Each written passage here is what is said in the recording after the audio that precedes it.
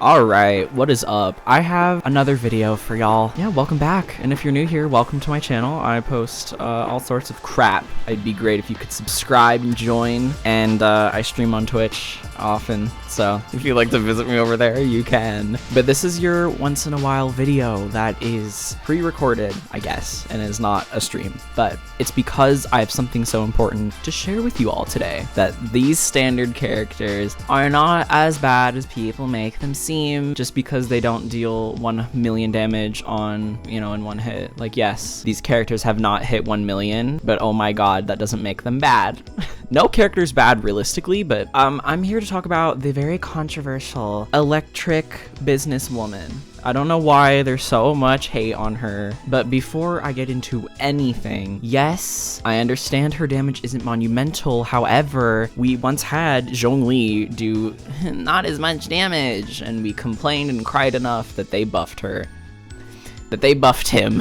However, she has a lot of capabilities that I don't think should be overlooked, and I believe is worth the investment, the long-term investment it would take to build her. Regardless if you hate her or don't, there's a lot of people out there who really like her, and I'd give a round of applause to those people for not following the hate train that is for this character. Today, I have an entire list of things that she can do that nobody else can. She has things about her that not everybody else has, and it's not going to be like, oh, she's the only electro sword user. Is that true? Is she the only electro sword user though? Let's find out. Wow, wait, she is the only electro sword.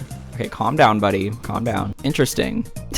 But that's not going to be the reasons today. It's not going to be anything that's stupid where it's like, oh, you should use her because she can walk or something. I don't know. I'm not going to give you BS, okay? Okay. I'm going to start off, and this sentence is going to sound insane at first, but stick with me. Keqing performs as a tank and a main damage dealer. She's quite literally embodying Rex Lapis right now.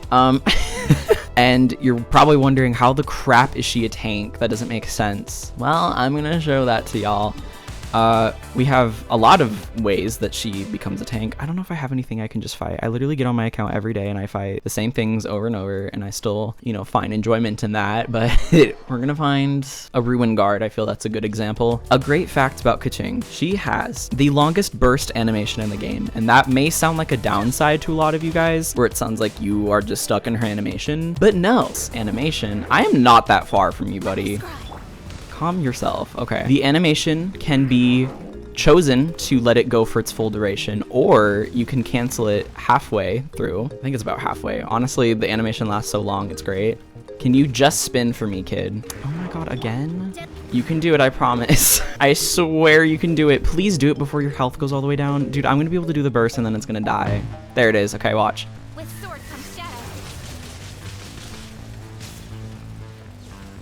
Is that not a really long time where you're completely immune? Okay, that's the only downside, but it's a freaking Ruin Guard. You wouldn't really catch yourself in the middle of that, but that's because I chose this mob so it could show, like, the consistent, like, oh, damage is being dealt to you. But that's a very long time.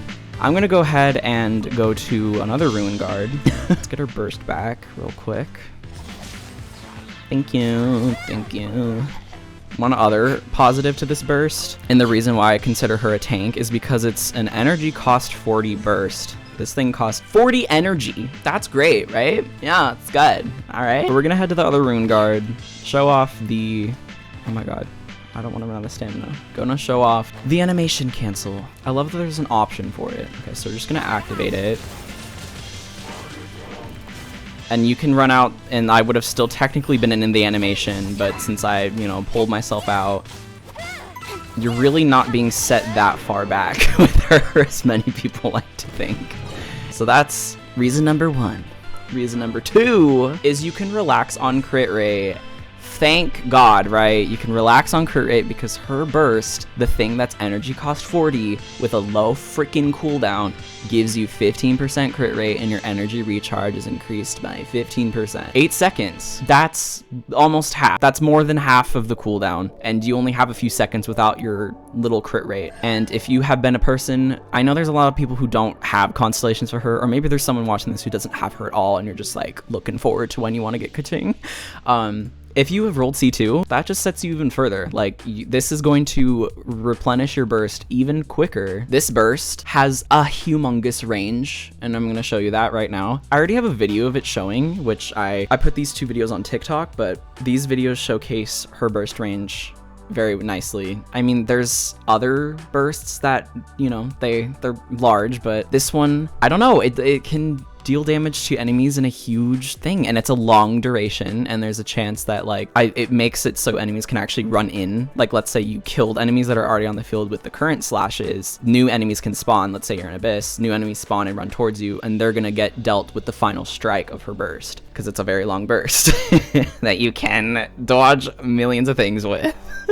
Next up, I have a video about this. I don't know if this video is going to come out first or after this, but I have a video showcasing that you can actually increase her teleport distance, and there's specific ways you have to do it, but it's not complicated. It's something that literally anyone can do, but I have, you know, this clip right here, me chilling in Wangshu Inn. This showcases the vertical distance can be increased if you have Geo Traveler or Zhongli or someone else who can raise you up, or if you're just in the open world and there's a rock or something, you can take advantage of those. And just for fun, I mean, I kind of like the double plunge that I do right here in this little clip, but that's not just the vertical distance that can be increased. Her horizontal can also be increased. It's not just vertical. So her horizontal distance can also be increased if you use the teleport and you do not hold it down. If you just tap it onto just whatever, an enemy in front of you, it's going to auto lock, and then you can like run away, run a different direction, and then you can just teleport right into, like, you can go very far with it, further than you would expect with the holding distance. And here is a side-by-side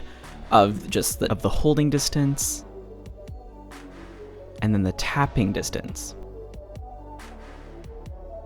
Another awesome thing is, what's really nice is her elemental fusion does not go away when you switch characters, unlike Hu Tao or Tartaglia. I don't know of any others, I don't use that many characters.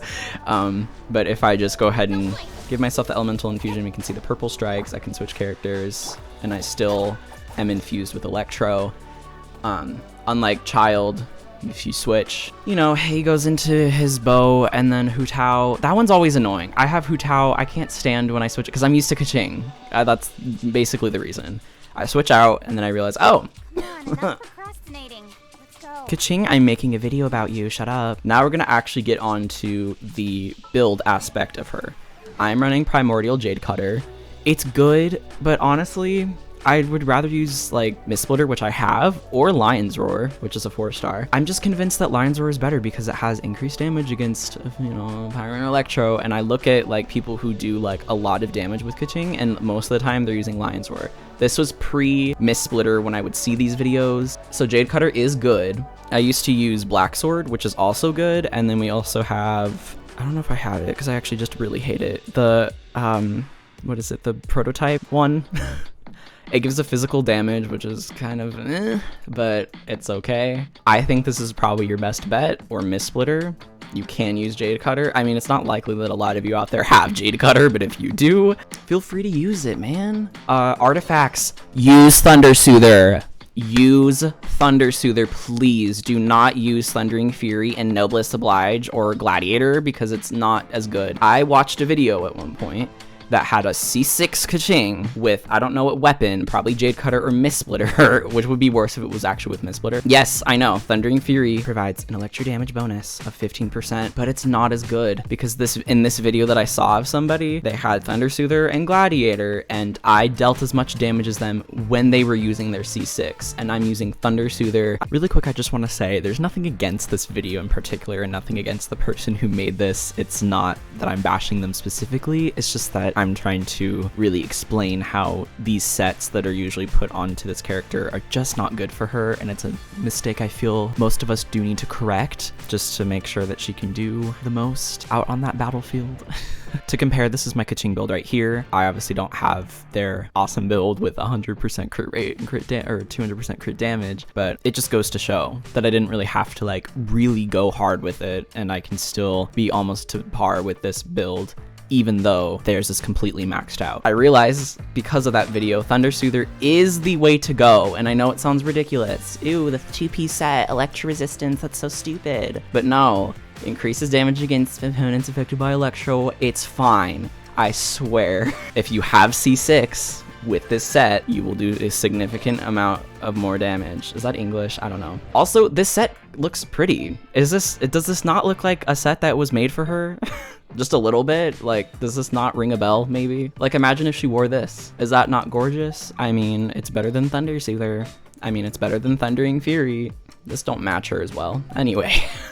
Okay, hi, me editing again. What's up? I just have to do a quick comparison for you all because I want to talk about the fact that we have the Miss Raiden Shogun, often character compared to Keqing constantly. Cue my TikTok comments. It's an overwhelming amount of people that go, oh, just build Raiden Shogun, so much better. First of all, Raiden Shogun is not a standard character. Second, she's an Archon. We should expect that she's better. Third, she has a signature artifact set. Fourth, she has a signature weapon. Keqing does have best in slot stuff and things that are working. I know it's weird, I have emblems that are fade. What I'm doing here is I switched their artifacts and we're gonna do a damage comparison.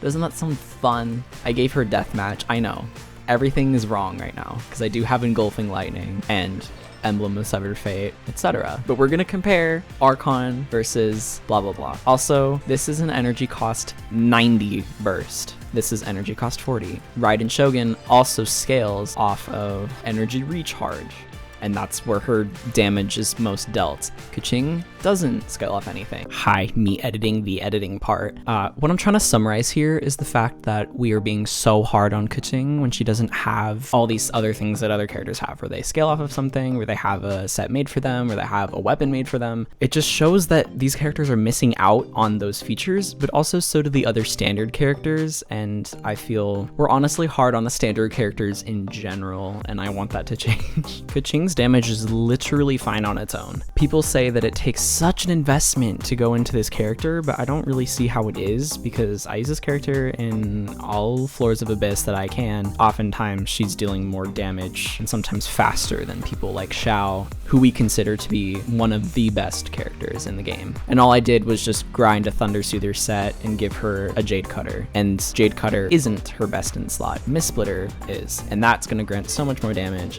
One more thing to add, we often forget to do math. Sounds weird. If we just simply do this number times 8, we get this, plus the final strike. This is an energy cost 40. Who else does energy cost 40? These people. And I would feel, a lot of them do a substantial amount of damage. We literally just see a big number and we're like, cool, that's all they did.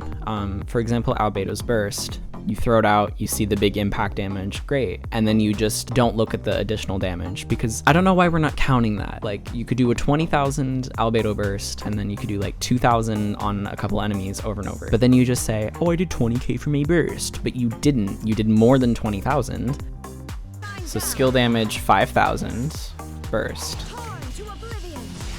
25.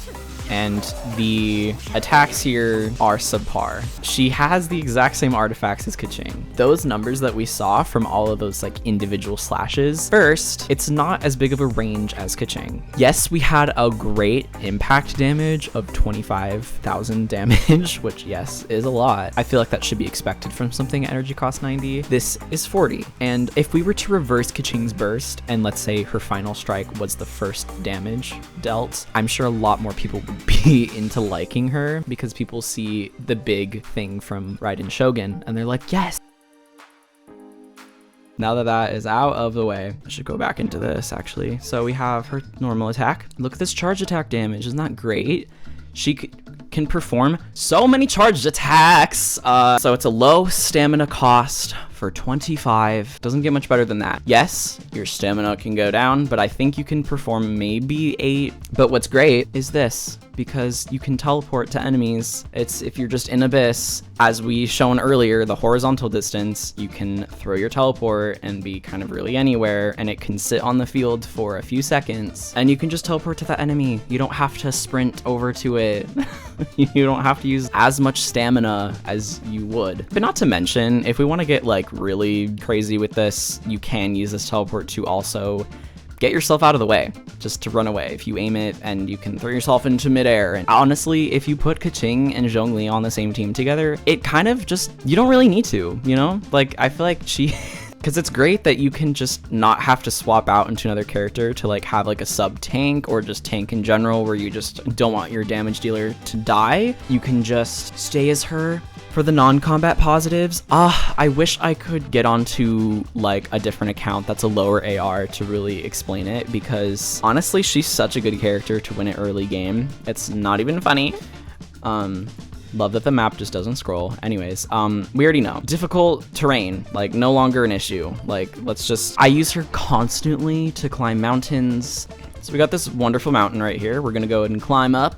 If I wish to just hold my teleport like this super close, I can go a decent height. Then again, I was like right here, but the best way to do it is to just stand next to it, but aim it towards the side.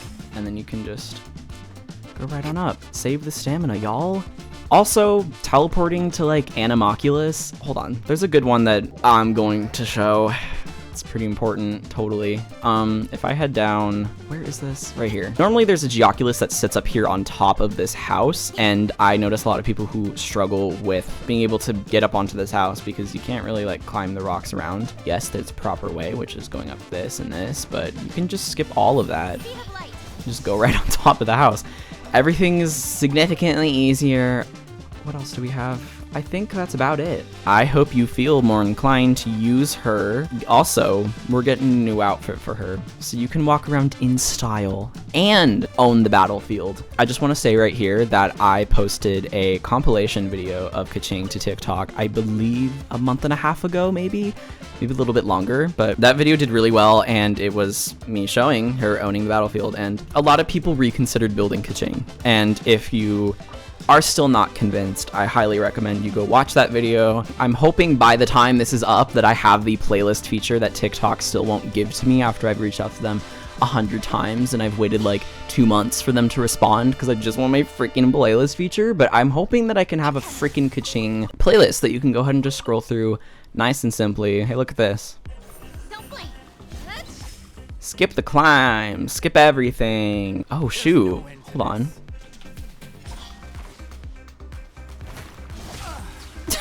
Is that not amusing? If there isn't, like, if you don't end up using her as a damage dealer, 1000% just use her to just mess around with mobs. Just confuse the crap out of them. I have a bunch of clips right here, and also hopefully posted on TikTok by now, that are just me messing around with some mobs. I highly, highly recommend it. Oh my god, it is so funny. You can finally get back at those mobs that have literally done you dirty, ones that did you wrong back in the day. You can finally get back at them even harder. Anyways, oh my gosh, I hope to see you again. I have other videos that I will be sharing with you all about characters that kind of need a little bit of a little love, that are very much hated, whether that be for an actual reason or if it's just a community issue. So I have my Mona video. I have also other stuff that doesn't really relate to characters. If you just want to know more about me, or if you're interested in me, I stream on Twitch. I have a Twitter. I've got all the socials that I would love to see you on as well. Thank you so much for watching, and I will see you next time.